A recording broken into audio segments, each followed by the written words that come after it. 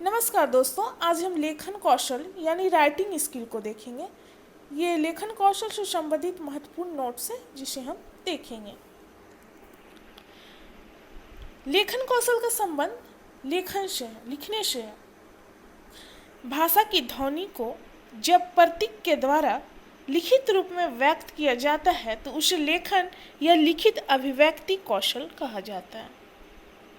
यानी कि किसी चीज को, प्रतीक को जब हम लिखते हैं, लिखित रूप में व्यक्त करते हैं उसको, तो उसे हम लेखन या लिखित अभिव्यक्ति कौशल कहते हैं।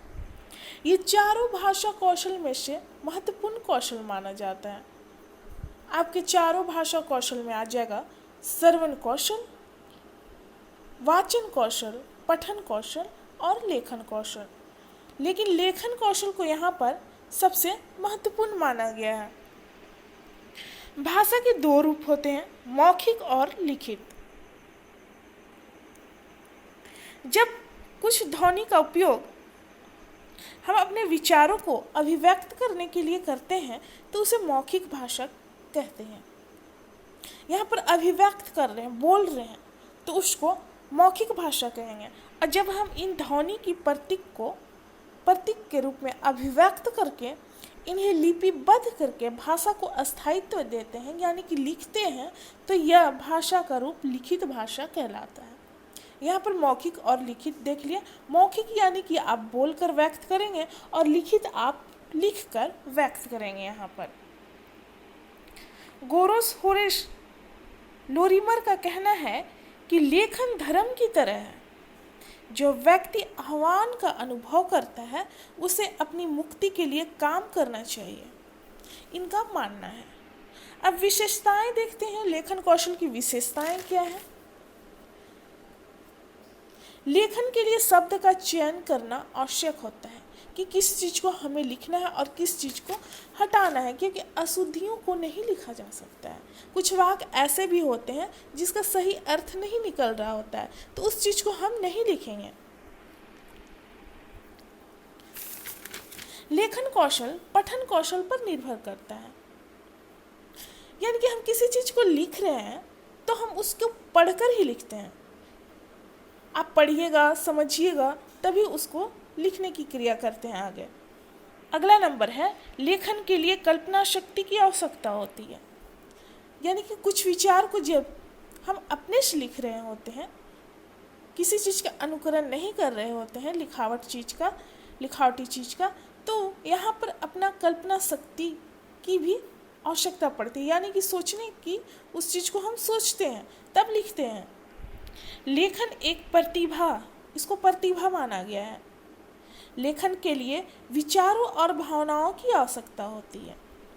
आप तभी लिख सकते हैं आपको जब किसी चीज़ पर विचार आएगा।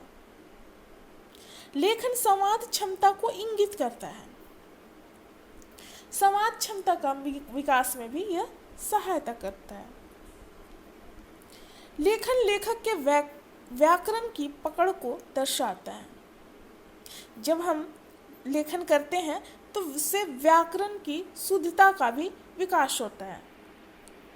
यहाँ पर विशेषताएं देख चुके, अब आवश्यकता और महत्व देखेंगे कि लेखन की आवश्यकता, लेखन कौशल की आवश्यकता क्यों पड़ती है और इसका इम्पोर्टेंस क्या है, महत्व क्या है।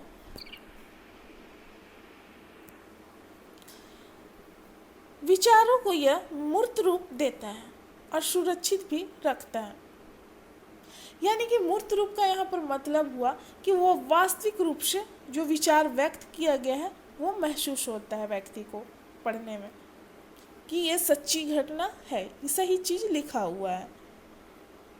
दूसरा, भाषा के पूर्ण ज्ञान के लिए इसकी आवश्यकता होती है। भाषा का पूर्ण ज्ञान लेखन कौशल के आधार पर ही होता है। अगर आप लेखन कौशल में माहिर हैं तभी आपको माना जाएगा कि आपको भाषा का पूर्ण ज्ञान है। लेखन के बिना पाठ्य पुस्तक का कोई अस्तित्व नहीं होता।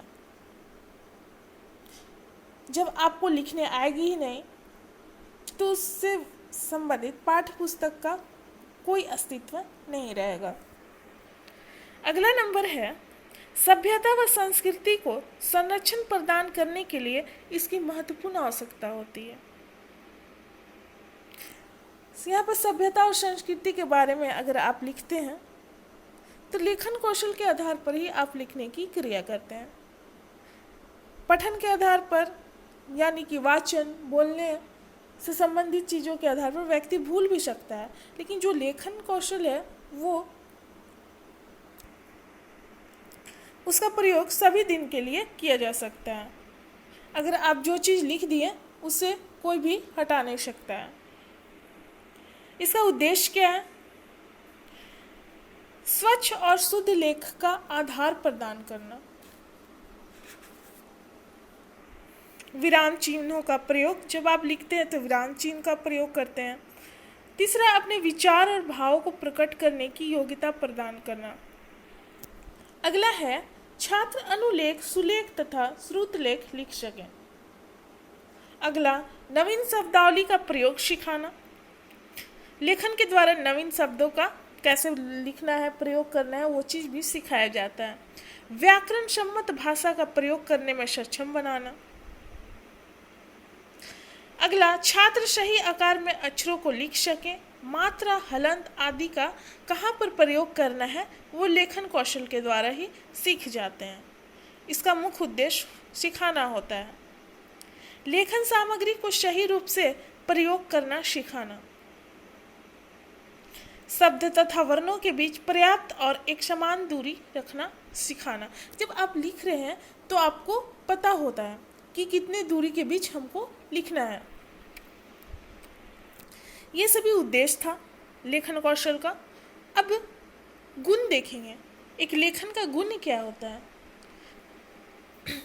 लेखन सुंदर, स्पष्ट और सुडौल हो, तभी जो पढ़ने वाले होते हैं पाठक तभी अच्छे से उसको पढ़ सकेंगे और उस विषय पर उनको रुचि भी रहेगी।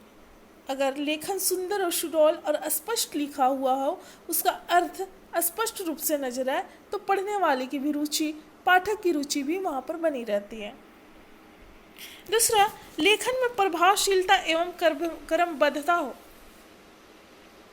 लेखन जिस विषय के बारे में हम लिख रहे हैं तो वो क्रम के अनुसार हो और पढ़ने वाले व्यक्ति पर उसका प्रभाव भी पड़ रहा हो। अगला है भाषा व्याकरण सम्मत हो, यानी कि शुद्ध व्याकरण यहाँ प्रयोग किया गया हो। अगला, भाषा एवं शैली में प्रभाव उत्पादकता हो। अगला, अभिव्यक्ति संक्षिप्त, स्पष्ट तथा प्रभावपूर्ण हो, यानी कि वही चीज़ हुआ यहाँ पर स्पष्ट, इफेक्ट उसका भी पड़ना चाहिए जो पाठक हैं उन पर, और लेखन जो लिख रहे हैं। लेखन शिक्षण की विधि क्या है? इसकी बहुत सारी विधियां देखेंगे, जैसे स्वतंत्र अनुकरण विधि, रूपरेखानुकरण विधि, मॉन्टेसरी विधि, जैक्टॉट विधि। तो इन सबको विस्तार से हम देखते हैं। रूपरेखानुकरण विधि क्या है? यानी कि आपको यहाँ इस लिखावट से आपको ही पूर्ण अर्थ पता चल रहा है। रूपरेखा, रेखा यहाँ पर, आइए देखते हैं। इस विधि में शिक्षक श्यामपट्ट यानी ब्लैक बोर्ड या स्लेट पर चौक या पेंसिल से बिंदु रखते हुए शब्द लिख देते हैं, यानी कि यहाँ पर रेखा का प्रयोग किया गया है। तो रेखा में बिंदु, वो टीचर जो हैं, शिक्षक जो हैं, वो बिंदु का प्रयोग करते हैं और छात्रों से उन बिंदुओं पर लिखने को बोलते हैं जिससे शब्द या वर्ण उभर आए। यह लेखन का प्रारंभिक चरण होता है। एग्जाम्पल देखिए, यहाँ पर क कैसे लिखा हुआ है, बिंदु का प्रयोग किया गया है और जो स्टूडेंट हैं, बच्चे हैं, उस पर घुमाते हैं और वो जब घुमाएंगे उस बिंदु पर अपनी पेंसिल से या चौक से तो पूरा क नजर आएगा। यहाँ पर देखिए लिखा हुआ है जिससे शब्द या वर्ण उभर आए। जब पेंसिल का घुमावट वहाँ पर चलेगी तो वो उभर कर आएगा। दूसरा है स्वतंत्र अनुकरण विधि। इस विधि में शिक्षक शब्द या वर्णों को कॉपी या स्लेट पर लिख देता है और छात्रों को उन्हें देखकर स्वयं लिखने के लिए कहता है। यानी कि यहाँ पर अनुकरण समझ लीजिए। अनुकरण का मतलब होता है वही चीज का नकल करना। तो यहाँ पर स्वतंत्र रूप से कोई बाध्यता नहीं है छात्र को। तो यहाँ पर अध्यापक जो शिक्षक होते हैं वो कॉपी या स्लेट पर लिख देते हैं शब्द या वर्णों को, और छात्र का काम होता है उसको देख देख कर उतारना। मॉन्टेसरी विधि क्या है? मॉन्टेसरी ने लिखना सिखाने में ज्ञानेंद्रियां जैसे आँख, कान, हाथ के समुचित प्रयोग पर बल दिया। इसमें बच्चे लकड़ी या प्लास्टिक आदि के कटे अक्षर पर अंगुली फेरते हैं तथा बाद में पेंसिल को उन्हीं अक्षरों पर घुमाते हैं। छात्र अक्षरों के स्वरूप से परिचित हो जाता है और यह रुचिकर विधि माना गया है। अगला है जैकटॉट विधि। इसे बालक स्वयं अपना सुधार करता है, खुद अपना सुधार करता है।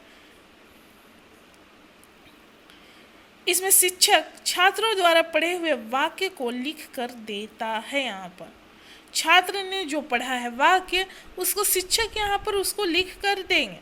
छात्र अनुकरण करके एक दो शब्द को लिखते हुए पूरे वाक्य लिखता है और शिक्षक द्वारा लिखे वाक्य से संशोधन करते चलता है। जैसे आप कोई वाक्य देख लीजिए कि राम घर जाता है, ऐसे बच्चों को होमवर्क दे दिया जाता है और उसको वो देख देख कर पूरे कॉपी को भरते हैं। पूरे वाक्य लिखने के बाद शिक्षक मूल वाक्य को बिना देखे उन्हें लिखने को कहता है।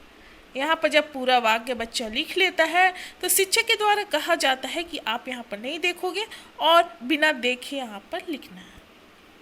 लेखन का अभ्यास 3 श्रेणी में बांटा गया है इसको। सुलेख, गुड हैंड राइटिंग, अनुलेख, श्रुतलेख। तो आइए अब हम देखते हैं सुलेख को, सुलिपि को, गुड हैंड राइटिंग। लेखन कौशल देख चुके हैं और अब गुड हैंड राइटिंग देखना है, सुलेख। और उसके बाद इसके बाद हम वर्तनी या अक्षर विन्यास शिक्षण को देखेंगे, टीचिंग ऑफ स्पेलिंग। अभी सुलेख देखते हैं, सुलिपि, गुड हैंड राइटिंग, और उसके बाद वर्तनी या अक्षर विन्यास, टीचिंग ऑफ स्पेलिंग। तो आइए हम देखते हैं सुलेख, सुलिपि को। गांधी जी ने इस संबंध में कहा था, यहाँ पर सुलेख या सुलिपि का संबंध है सुंदर लेख जो स्पष्ट हो, पठनीय हो और आकर्षक लिखावट हो, जिससे पाठक को पढ़ने में रुचि लगे। इस संबंध में गांधी जी ने कहा था कि सुंदर लेख के बिना शिक्षा अपूर्ण है। यानी कि गुड हैंड राइटिंग का बहुत ही महत्व होता है। आप एग्जाम में देख लीजिए, अगर आपकी लिखावट सुंदर होगी तो आपको अधिक नंबर मिलता है, उस पर नंबर मिलते ही हैं, एक तो मतलब उसके हिसाब से। सुंदर लेख को ही सुलेख कहा जाता है। स्पष्टता, पठनीय एवं आकर्षक लिखावट सुलेख की आधारशिला होती है। यानी कि स्पष्ट, आकर्षक लिखावट सुंदर लगे देखने के साथ ही, जिससे पढ़ने के लिए पाठक की रुचि जागृत हो जाए। अच्छा लेख अच्छे व्यक्तित्व का घोतक होता है। लेख में सुधार का तात्पर्य है व्यक्तित्व में सुधार करना। सुलेख जीवन के प्रत्येक क्षेत्र में सफलता प्राप्त करने में सहायता प्रदान करता है। छात्रों के लिए इसका बहुत ही अधिक महत्व होता है। परीक्षा में सुलेख में लिखने पर अच्छे अंक प्राप्त होते हैं। यानी कि परीक्षा में आप सुंदर लिखोगे तो आपको अच्छे अंक मिलते हैं और खराब लेख से कम अंक प्राप्त होते हैं, थोड़े नंबर कट जाते हैं। वहाँ पर परीक्षा की दृष्टि सर्वप्रथम सुंदर लेख की ओर जाती है। ऊंची सरकारी पद प्राप्त करना हो, किसी व्यावसायिक संस्था में प्रवेश पाना हो, तो सर्वत्र लेखन को ही महत्व, सुलेख को ही महत्व दिया जाता है। यहाँ पर सुलेख को महत्व दिया जाता है। सुलेख के कारण पारस्परिक संबंध मधुर बनते हैं। महापुरुषों ने सदैव सुलेख का ही गुणगान किया है।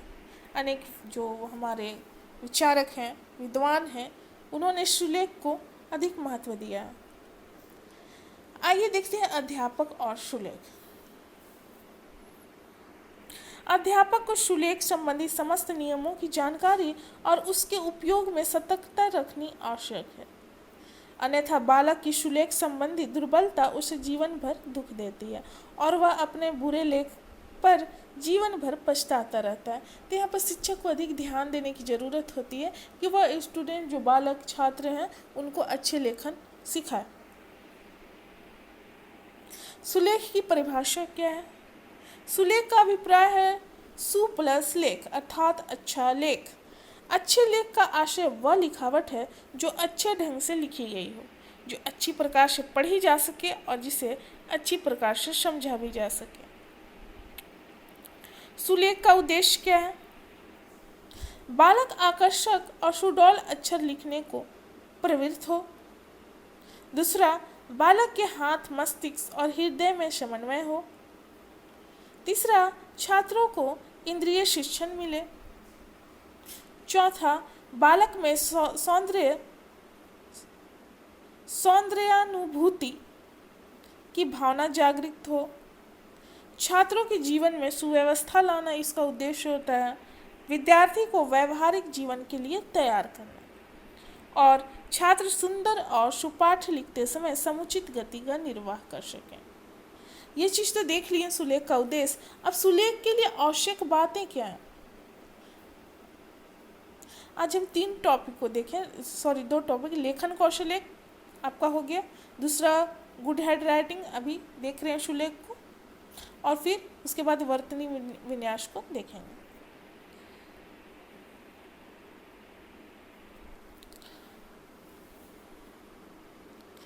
आवश्यक बातें। पहला, आसन। जब आप लिख रहे होते हैं तो आपकी आसन, बैठने का कला कैसा होना चाहिए? बैठने के ढंग का लिखावट पर बहुत बड़ा प्रभाव पड़ता है। इस बात का विशेष ध्यान रखना चाहिए कि बालक तन कर सीधा बैठे, यानी कि जब आप लिखने के लिए बैठे हैं तो आप झुक कर ना बैठें। लिखते समय रीढ़ की हड्डी सीधी होनी चाहिए, झुकी हुई नहीं होनी चाहिए। सुविधा के लिए बालक अपने सामने चौकी, टेबल या डेस्क का उपयोग कर सकता है। अगर आप इन चीज़ों का उपयोग करते हैं, जैसे टेबल या डेस्क का, तो आप सीधे तरीके से बैठ सकते हैं। उसके अभाव में वह दाहिनी घुटने को ऊपर को मोड़कर वीरासन से भी बैठ सकता है।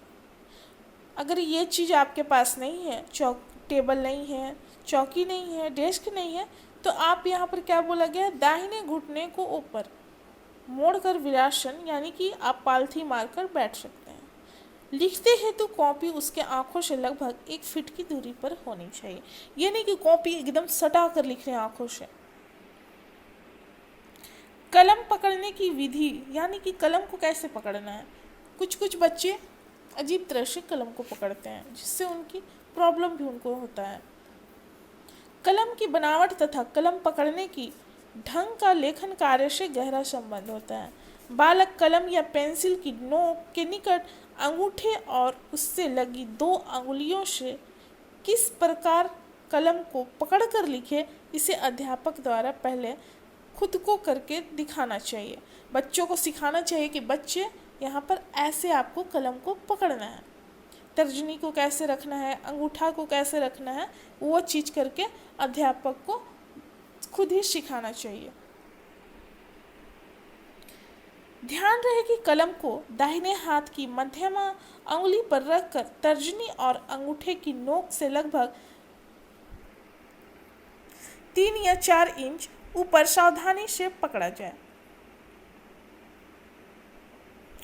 कलम ना जोर से पकड़ी जाए और ना इतनी ढीली पकड़ी जाए।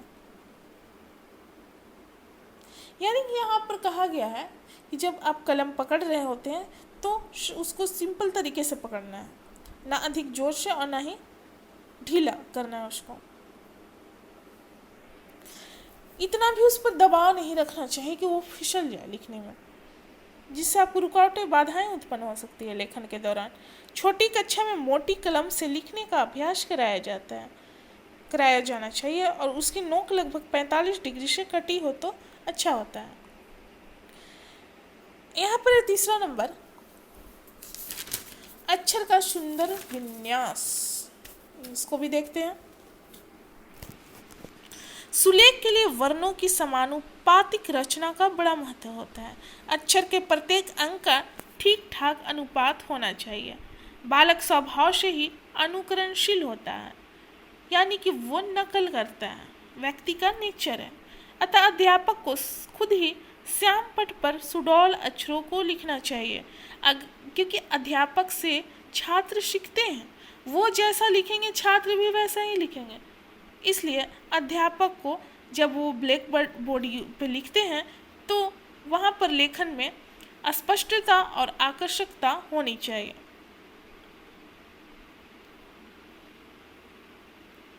ध्यान रखा जाना चाहिए कि वर्ण ऊंचाई में एक रेखिक हो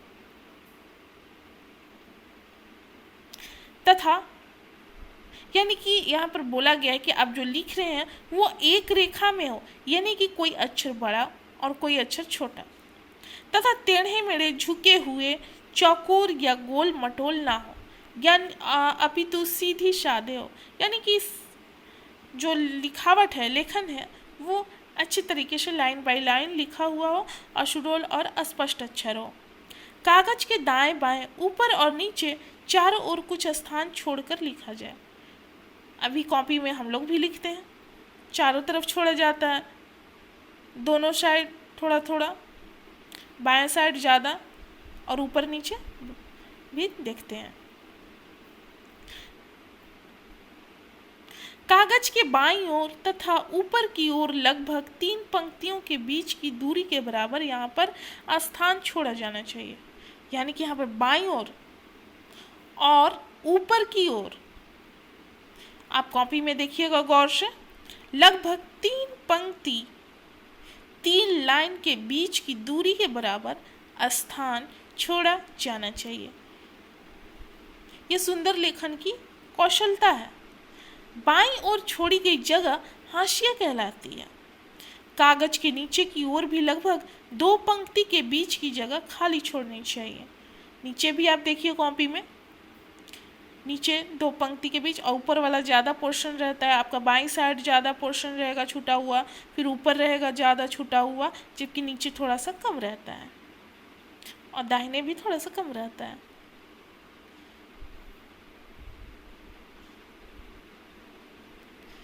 कागज के दाहिनी ओर छोड़ी जाने वाली जगह का भी ध्यान लिखते समय रखना चाहिए, यानी कि कुछ लोग होते हैं कि दाहिने साइड नहीं छोड़ते हैं, लेकिन यहाँ पे भी छोड़ा जाना चाहिए। बायां साइड आपका अधिक होना चाहिए, फिर आपका ऊपर अधिक होना चाहिए, नीचे थोड़ा सा कम होना चाहिए, और दाहिने साइड आप अपने हिसाब से सुंदर लगे उस हिसाब से आप छोड़ सकते हैं।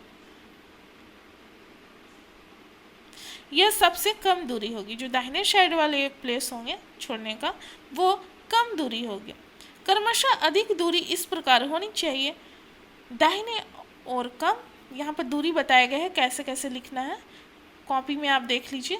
दाहिनी ओर कम, नीचे उससे अधिक, तथा बाईं और सबसे अधिक। बाईं और सबसे अधिक 2 शब्दों के बीच कम से कम एक अक्षर की दूरी छोड़नी चाहिए। यहाँ पर 2 शब्दों के बीच एक अक्षर की दूरी छोड़ने को बोला गया है। अगला है अक्षर की सुडौलता एवं पूर्ण रचना। अक्षर की बनावट पूरी होने पर ही लेख सुंदर कहा जाता है। मात्रा, बिंदु, हलंत, अनुस्वार, विराम चिन्ह तथा विसर्ग चिन्ह की उपेक्षा नहीं की जानी चाहिए, यानी कि आप जो भी लेखन कर रहे हैं और जहाँ पर इसकी उपयोगिता है वहाँ पर प्रयोग करना चाहिए। मात्रा को कहाँ यूज करना है, बिंदु को कहाँ यूज करना है, हलंत को कहाँ यूज करना है, ये सारी चीज़ों पर ध्यान रखना चाहिए। सुलेख के समुचित अभ्यास के लिए प्रारंभिक कक्षाओं में सुलेख पुस्तिकाओं का उपयोग अत्यंत महत्वपूर्ण माना जाना चाहिए। सुलेख पुस्तिकाएं वर्ण लेखन के लिए उचित अभ्यास का अवसर बालक को प्रदान करती है।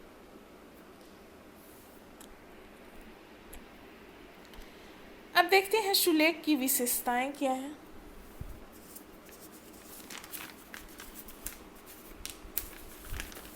जो कुछ लिखा जाता है वो सुंदर और आकर्षक होता है। अक्षर सुडौल और समानुपात होते हैं। जो कुछ भी लिखा जाता है वह स्पष्ट होने के कारण अच्छी प्रकार से पढ़ा जा सकता है। अक्षरों का झुकाव दाहिनी ओर या बाईं ओर नहीं होता, यह बिल्कुल सीधे होना चाहिए। पंक्तियां टेढ़ी ना होकर सीधी होती है। दो शब्दों के बीच, दो पंक्तियों के बीच तथा अनुच्छेदों के बीच उचित स्तर होता है। सुलेख या सुलिपि का संशोधन देखिए, यानी कि विद्यार्थी जो लिखे हैं उनमें कोई गलतियां हो गई हैं तो उसमें संशोधन कैसे किया जाए टीचर के द्वारा, वो चीज़ को हम देखेंगे यहाँ पर। अध्यापक द्वारा पहला नंबर, विद्यार्थियों के सुलेख कार्य का संशोधन उनके सामने ही किया जाए। अगर स्टूडेंट को बुलाते हैं और उसे दिखाते कि देखो यहाँ पर गलती है, तो वो उसको समझेगा कि हाँ मैंने यहाँ पर गलती किया है। अगर बिना बुलाए चेक कर दिया, टीचर चेक कर दिया और उसको सुधार दिए, तो ऐसा भी हो सकता है कि छात्र उसको ना देखे दोबारा कि कहाँ पर मेरी गलती थी। और अगर सामने बुलाया जाता है तो उसका ध्यान रहेगा वहाँ पर। अशुद्ध लिखे गए शब्द या अक्षर को अध्यापक द्वारा कॉपी में लिखे अक्षर के पास ही सही लिखना चाहिए। यानी कि बच्चा जहाँ पर गलत किया है तो उसके सामने ही अध्यापक को उस अशुद्धियों को सुधारना चाहिए। अगला, संशोधन के लिए अध्यापक की कलम छात्र के कलम के अनुपात होनी चाहिए। चौथा, अशुद्ध अक्षर पर लाल स्याही के कलम द्वारा लिखकर संशोधन करना उत्तम विधि है। यानी कि जहाँ पर छात्र ने गलत किया है वहाँ पर रेड पेन का यूज करना चाहिए। इससे बालक को यह विदित हो जाता है कि उसके अक्षर की बनावट में कहाँ पर गलतियाँ हैं, वो स्पष्ट झलकता है। अगर रेड पेन से कटा हुआ हो जहाँ पर हमने गलती की है, बच्चे ने गलती की है, तो उसको वहाँ पर स्पष्ट रूप से दिखेगा कि मैंने यहाँ पर गलती किया है और सुधारने की मुझे ज़रूरत है। इसका मूल्यांकन लेख की गति और गुणवत्ता पर निर्भर करता है। लेखन की कुशलता का मूल्यांकन देखते हैं। बालक जो होते हैं सुंदर, सुडौल, सुपाठ्य अक्षरों में लिख सकते हैं। वे शुद्ध वर्तनी में भी लिख सकते हैं। विराम चिन्हों का ठीक से भी प्रयोग करना सीख जाते हैं लेखन के द्वारा। छात्र प्रसंग अनुसार आवश्यक गति से लिख सकते हैं।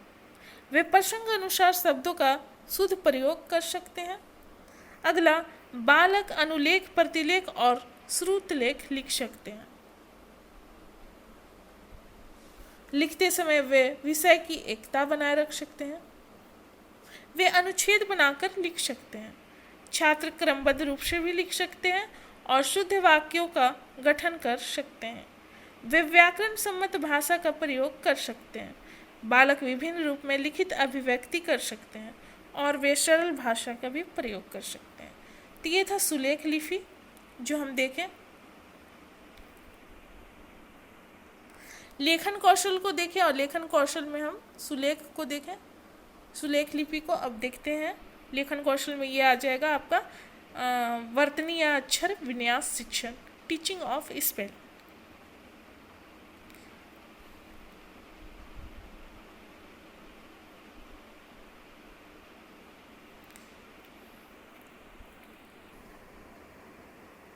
वर्तनी या अक्षर विन्यास का संबंध बालकों की स्मृति से। यदि किसी शब्द के रूप को बालकों के स्मृति पटल पर ठीक प्रकार से अंकित कर दिया जाए तो वे अक्षर विन्यास संबंधी अशुद्धियां नहीं करते हैं। अगर किसी शब्द को बालक को अच्छे तरीके से सिखा दिया जाए, समझा दिया जाए, जो उनकी स्मृति में बैठ जाए, तो वो कभी उस विषय या अक्षर या लेख में अशुद्धियां नहीं करेंगे। देवनागरी लिपि की वर्णमाला ध्वनि पर आधारित है, परंतु फिर भी अक्षर विन्यास संबंधी अशुद्धियां हिंदी के विद्यार्थियों द्वारा प्रायः हो ही जाता है। यानी कि बच्चों से यहाँ पर अशुद्धियां हो ही जाती है कितने भी सिखाने के बावजूद भी। शुद्ध अक्षर विन्यास व्यक्ति की अभिव्यक्ति को सशक्त बनाता है। अक्षर विन्यास या वर्तनी के संबंध में यदि संदेह बना रहे तो व्यक्ति अपने आप को ठीक प्रकार अभिव्यक्त नहीं कर पाएगा और अभिव्यक्ति के अभाव से उसकी सृजनात्मक प्रतिभा भी विकसित नहीं हो पाएगी। अतः भाषा अध्यापक को चाहिए कि वह बालकों के अक्षर विन्यास की अशुद्धियां का निराकरण करके अभिव्यक्ति को सशक्त बनाने का प्रयास करें। यहाँ पर अध्यापक का कर्तव्य होता है कि बालक जो अशुद्धियां करते हैं उनमें सुधार करें, उनको अच्छी तरह से लिखना सिखाए ताकि वो अक्षर में गलत ना कर सकें। अशुद्ध वर्तनी के कारण क्या है देखते हैं। पहला तो है कि लेखन की असावधानी। अक्षर विन्यास संबंधी अधिकांश त्रुटियां लेखन की असावधानी और शीघ्रता के कारण होती है। यानी कि किसी चीज को हम जल्दी से लिखते हैं तो वहां पर भी अशुद्धियां हो जाती है। जैसे सिरों रेखा खींचते समय थोड़ी सी असावधानी, भा को माँ लिख देना या माँ को भा लिख लिया जाता है। जब हम हड़बड़ में लिख रहे होते हैं, शीघ्रता से लिख रहे होते तो ऐसा बाय मिस्टेक हो जाता है। मात्राओं का अपर्याप्त ज्ञान ना हो मात्राओं का, कहाँ पर कैसे यूज करना है मुझे। यदि छात्र प्रारंभ में मात्राएं सीखते समय ध्यान नहीं देते तो मात्रा संबंधी अशुद्धियां भी हो जाती है। जैसे देखिए रश्मि को कैसे लिखा गया है यहाँ पर, बबूल उदाहरण देख लीजिए। व्याकरण का अगला है अधूरा ज्ञान।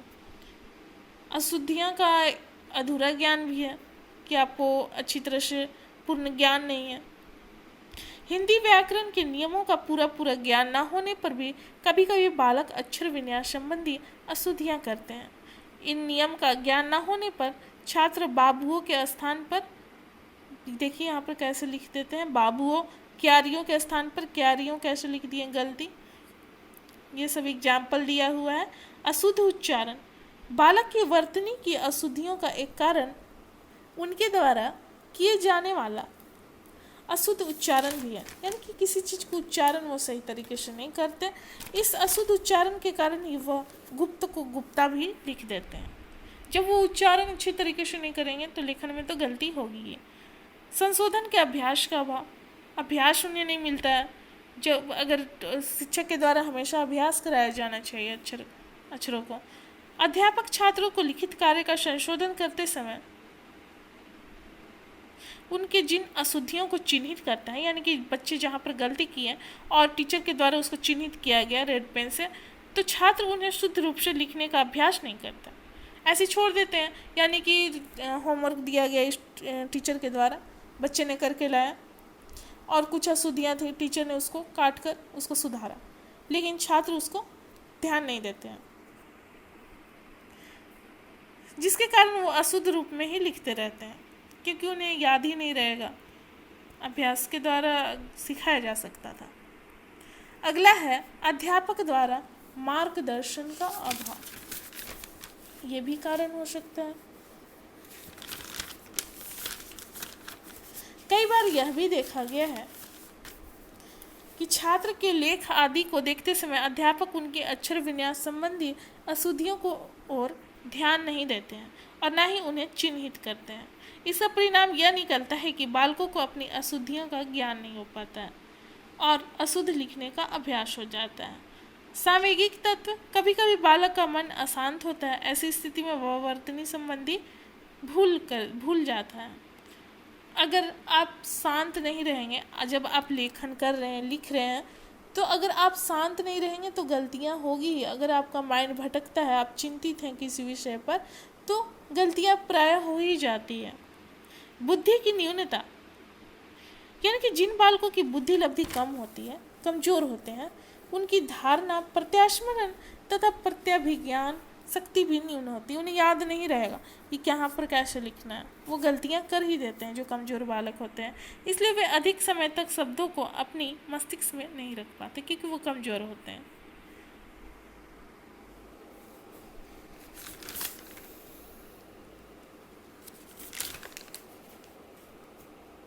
आइए देखते हैं हिंदी में वर्तनी संबंधी अशुद्धियाँ क्या हैं। बहुत सारी अशुद्धियाँ देखेंगे, मात्रा संबंधी अशुद्धि आदि चीजें। छात्र लिखने में मात्राओं की ये अशुद्धियाँ करते हैं, जैसे मात्राओं का लोप पहला। इसमें आइए हम देखते हैं, डिटेल से देखेंगे। कई बार छात्र मात्रा को लगाना भूल जाते हैं, जैसे मालन, जामन, मालिन को मालन, जामुन का जामन। तो यहाँ पर मात्रा जो हर्षु है उस चीज़ को लगाना भूल जाते हैं। दूसरा है स्थान परिवर्तन। कभी कभी विद्यार्थी गलत स्थान पर भी मात्रा लगा देते हैं। जो एग्जाम्पल देख दिए, ससुराल को कैसे लिख लेते हैं ससुराल, पश्चिम को कैसे लिख लिया।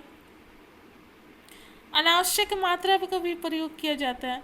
प्रदर्शनी को कैसे लिखती हैं, एग्जाम्पल है।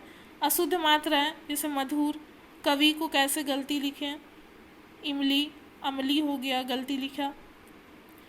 ए तथा ए की अशुद्धियाँ भी देखा जाता है। ए तथा ए के लिखने में कुछ छात्र छात्राएं लिए, किए, चाहिए आदि शब्दों के लिए देखिए यहाँ पर कैसे प्रयोग किए। लिए को बड़ी ए, छोटी ए को यूज करना है। तो यहाँ पर ए, किए, चाहिए, ये उच्चारण जो है यहाँ पर अशुद्धियाँ देखने को मिला। री का कैसे प्रयोग कर लिया, री को वहाँ पर शुद्ध है शुरू में तो री को ऐसे उड़ा दिया। ई और ई की अशुद्धियाँ भी देखते हैं। जैसे आपका एग्जाम्पल देख लीजिए, खाई, भाई, राई के स्थान पर यहाँ पर ई का यूज किया, खाई, भाई। यहाँ पर भी अशुद्धियाँ देखने को मिला।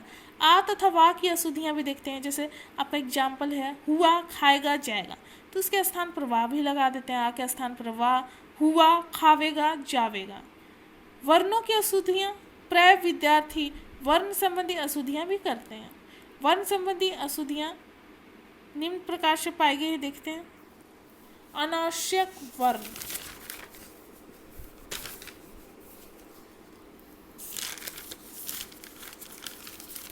कई बार विद्यार्थी अनावश्यक वर्ण लगा देते हैं। जैसे उदाहरण ही आप देख लीजिए, जैसा है यहाँ पर, जैसा को जैसा, तुमने को तुम्हने, असंभव को असंभव आदि चीज़ें यहाँ पर अनावश्यक चीज़ देख लिया, अशुद्धियाँ। वर्णों का लोप भी देख लिया। उद्देश्य, अध्ययन, कुत्ता के स्थान पर उद्देश्य को उद्देय, अध्ययन, अध्ययन का शुद्ध यहाँ पर नहीं निकला, अध्ययन, कुत्ता का कुता। स्थान परिवर्तन, कई बार बालक वर्ण को अपने स्थान पर ना लिख कर दूसरे स्थान पर लिख देते हैं। जैसे विशेष को कैसे लिख दिया इन्होंने गलती, का चाकू का काचू। आधे के स्थान पर पूरा तथा पूरे के स्थान पर आधा वर्ण लिखना।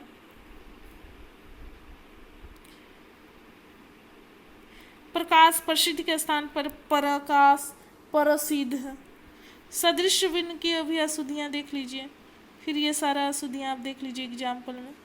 बिंदु की अशुद्धियाँ देखेंगे। बिंदु की भी अशुद्धियाँ देखना मिलता है यहाँ पर। पढ़ना का यहाँ पर देखिए गलती लिखा हुआ है, गिर पड़ा, काढ़ना आदि।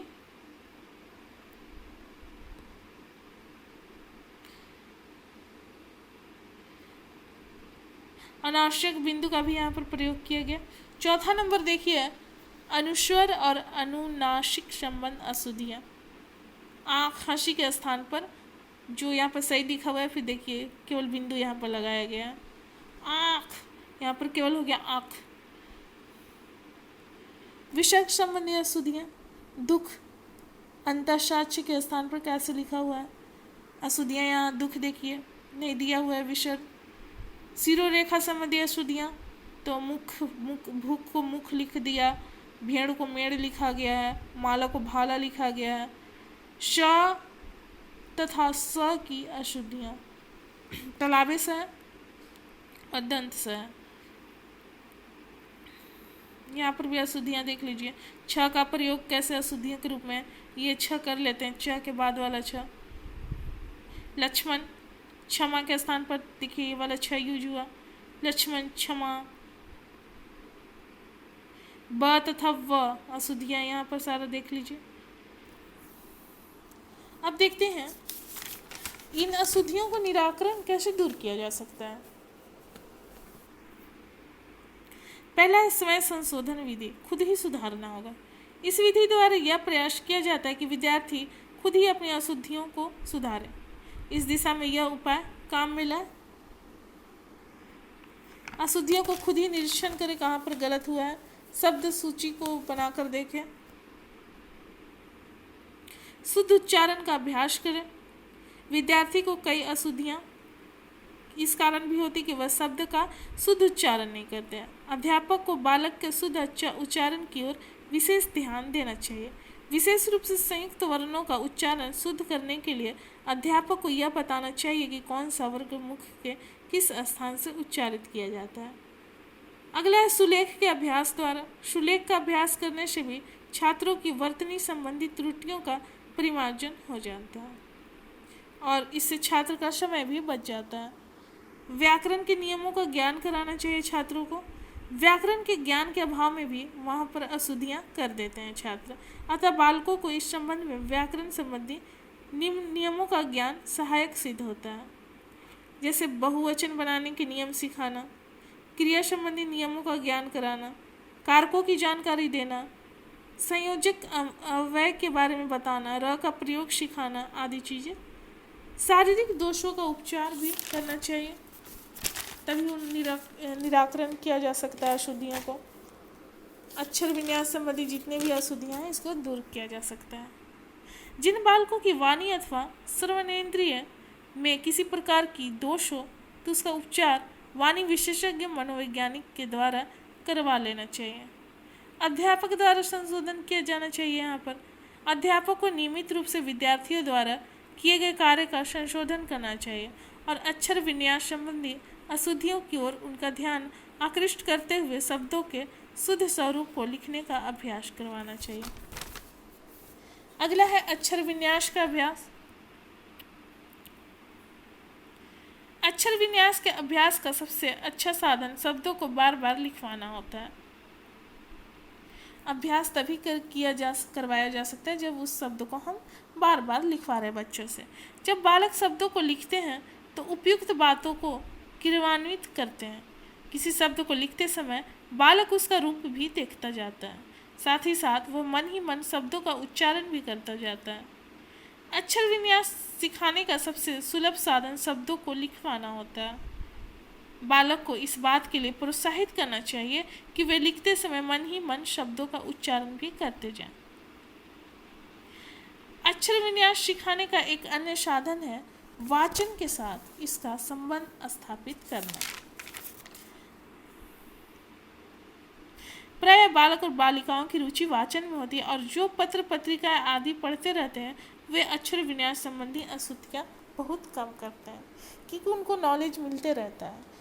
अक्षर जो शुद्धियाँ होती है। खेल विधि,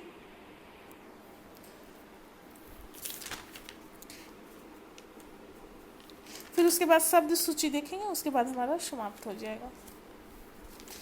ये है हमारा अक्षर विन्यास को जो अशुद्धियाँ हैं उसको दूर करने का तरीका, कैसे दूर किया जा सकता है।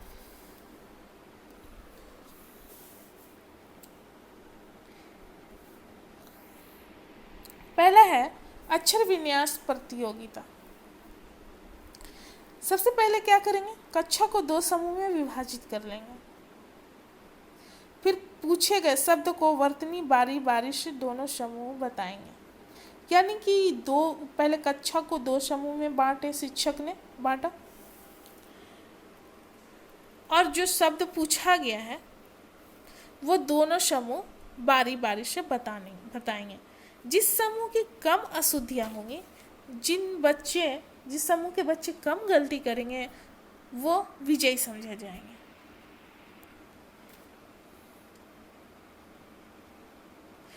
और दूसरी ओर जो अधिक गलतियाँ किए हैं यहाँ पर वो शब्द के शुद्ध स्वरूप को 5-5 बार लिखेंगे। जिन्होंने अक्षर विन्यास संबंधी अशुद्धियाँ की है, मतलब वही जिन्होंने यहाँ पर ज़्यादा अशुद्धियाँ की हैं वो 5-5 बार लिखेंगे। इससे अभ्यास से उनको प्रैक्टिस हो जाएगा। तो इसलिए इसका नाम दिया गया है अक्षर विन्यास प्रतियोगिता, कंपटीशन। अगला है खेल विधि में, अगला क्या है देखते हैं। श्याम पट पर एक शब्द लिख दिया जाए, बालक उसे कुछ क्षण देखे, फिर उस शब्द को मतलब भांप ले और उसको फिर वर्तनी बताने के लिए कहा जाए उस शब्द से।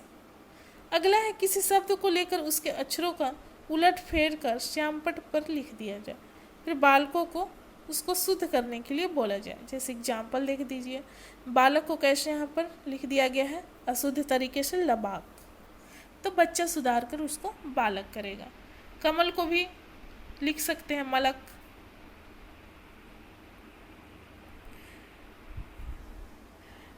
शब्द से संबंधित अंत्याक्षरी भी कराया जाना चाहिए। शब्दों में से किसी अक्षर को हटा दिया जाए, फिर बालकों को रिक्त स्थान की पूर्ति करने के लिए कहा जाए। जैसे यहाँ पर कमल है आपका, हटा दिया गया है माँ। पुस्तक है आपका, क हटा दिया गया है, तो उससे बच्चे सीख जाएंगे, वो उनको पता रहेगी, तो वो पूर्ण शब्द को लिख लेंगे। शब्द के अक्षरों के परिवर्तन से नए नए शब्द बनाने का अभ्यास कराया जाए, जैसे कमल से कलम आदि चीज़ें। इसके लिए बालकों को शब्दकोश का प्रयोग करने के लिए प्रोत्साहित करते रहना चाहिए। इससे जहाँ भी उन्हें किसी शब्द के संबंध में संदेह होगा, वे उसका निवारण बड़ी सरलता से कर सकें और अशुद्धियों से बचे रहेंगे। अब लास्ट हमारा शब्द सूची। जिन शब्दों का बालक अशुद्ध विन्यास करते हैं और अध्यापक उनको शुद्ध कर देता है, यानी कि जैसे होमवर्क किया बच्चा या क्लास वर्क दिया गया, तो जो गलतियां होती हैं अध्यापक उसको वहाँ पर शुद्ध करते हैं, सही करते हैं। ऐसे शब्द की सूची बना लेनी चाहिए। जो स्टूडेंट है उसको ऐसे शब्द की सूची बना लेनी चाहिए कि जो वो गलती किया है, जो शब्द गलती किया है उसने उसकी सूची बना लें, जिन्हें बालक अपनी छोटी अभ्यास पुस्तिका में, यानी कि जो एक उसके पास पुस्तिका है उसमें लिख ले। समय समय पर वह इन शब्दों को देखे और उसका वाचन करे, यानी कि उसने जहाँ पर वो गलती की है बार बार देखेगा। स्टूडेंट उस शब्द को बार बार देखेगा तो उसे अच्छी तरीके से याद हो जाएगी। तो यहाँ पर हमारा समाप्त होता है। विवेचना देख लेते हैं। इसके आधार पर यह कहा जा सकता है कि बालकों को अनेक रूपों में लिखने का अवसर दिया जाए। इस प्रकार छात्रों से लिखवा कर उसका उचित मूल्यांकन किया जाए। जब अवसर दिया जाएगा तो बच्चे अभ्यास से पूर्ण रूप से सीख सकते हैं। तो आज हम देखें लेखन कौशल, और लेखन कौशल के पाठ थे ये सभी, जिसमें सुलिपि देखें, गुड हैंड राइटिंग। यहाँ पर लेखन कौशल राइटिंग स्किल में सुलिपि, गुड हैंड राइटिंग और अक्षर विन्यास विधि को देखें। तो यहाँ पर हमारा समाप्त होता है। मिलते हैं अगले वीडियो में। धन्यवाद।